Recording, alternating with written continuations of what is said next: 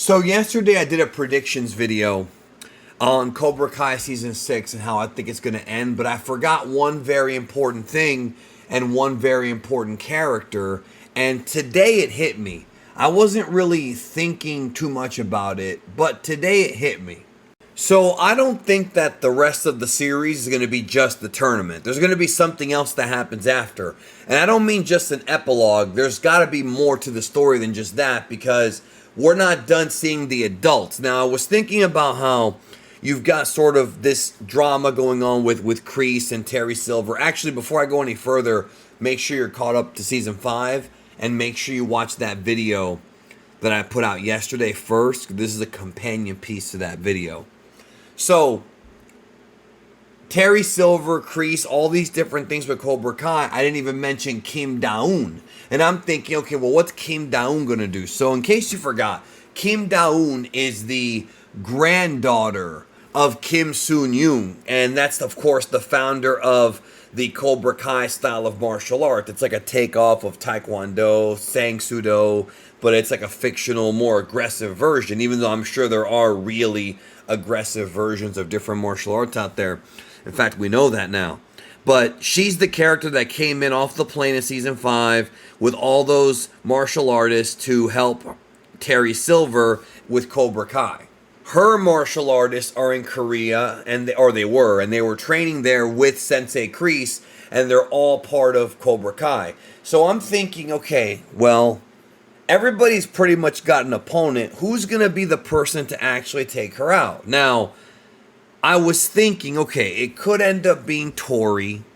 It could end up being Samantha. Because I noticed that this show, even though there is some intergender battles, most of the big fights are men versus men, women versus women. There have been mixes, obviously, especially during the Rumbles. But I'm thinking, okay, well, who will be her rival? And it was right under my nose. Clearly, this is going to be the way. This has opened up the pathway for Julie from the next Karate Kid to come in and have her be the one to finally defeat Kim Da-Eun. Now, in the earlier seasons of Cobra Kai, the creative team, the head writers, discussed that Julie from the next Karate Kid is a tool they have in their toolbox that they could use at any time. And because Cobra Kai is ending with season 6, this is the last time to use her. Now, you have to understand the way that Cobra Kai was written, and this has been discussed by the creators, but also if you learn about how television is written, a lot of times, not every time, but with Cobra Kai, the answer is yes, they had sort of the end game in mind. Even if they don't have every specific episode meticulously printed out, they have sort of what the end goals are going to be.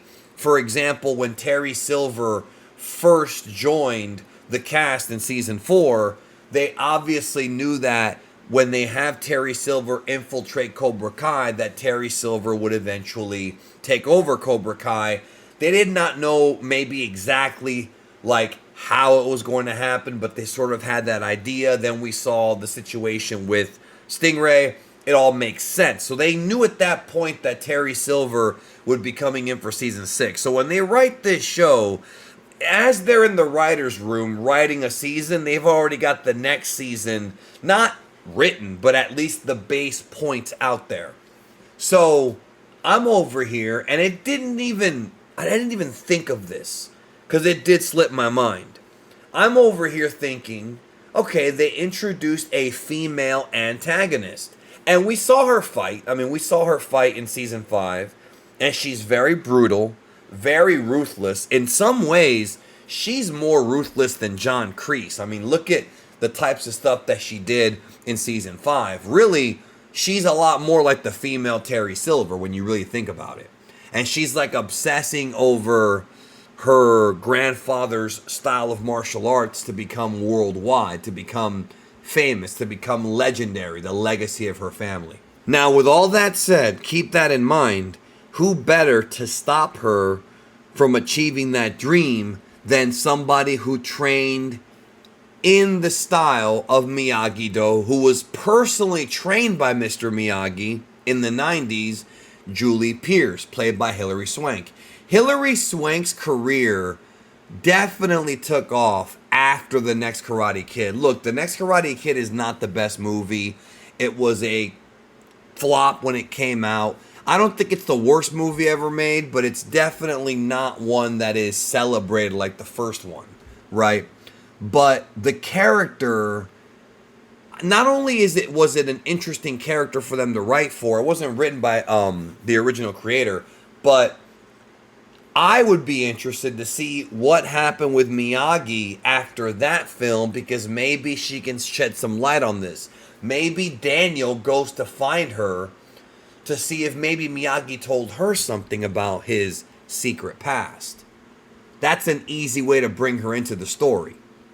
Julie Pierce trained under Mr. Miyagi and presumably maybe continue her training afterward, maybe not. But what I would personally like to see is, I would personally like to see that maybe she's a little bit rusty, and because she only studied under Miyagi, maybe Johnny Lawrence has to take her under his wing, because she would be younger than him, obviously, based on like where the movies took place, and teach her a little bit more of that more aggressive, eagle fang, badass style of martial arts, which could lead to her being a more balanced fighter, and she would be the one to take out Kim in the final season.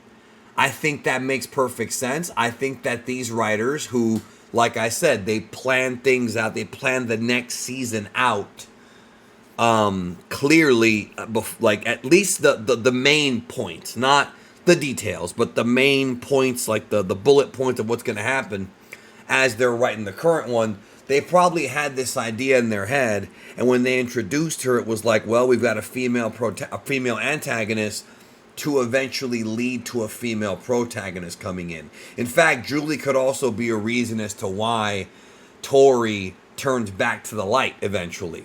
I do think that Tori will be turning back to the light by the end of the series.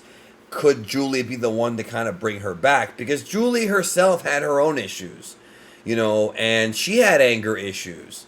And so who better to relate to Tori than her? I mean, I think that's just fantastic writing, and it actually kind of makes sense. And not only that, but it legitimizes The Next Karate Kid. When I was younger, obviously there were 4 Karate Kid movies, and the first one's going to be the best one no matter what. That's my favorite. But 2 and 3 oftentimes got a little bit ridiculous, and 4, by that point, most people were checked out of that franchise. But one thing Cobra Kai has done is it's made those movies, it's elevated those movies to be better movies because of what ends up happening.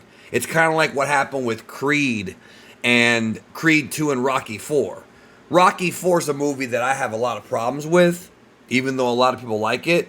But Creed 2 made Rocky 4 better. And I think there's a real opportunity here to take The Next Karate Kid and maybe not make it quote-unquote a better movie on itself, but have it fit more with the Miyagi-verse as Cobra Kai ties everything back together. I think we're going to see it. I think Hilary Swank is coming back. They're hiding it, but it's coming.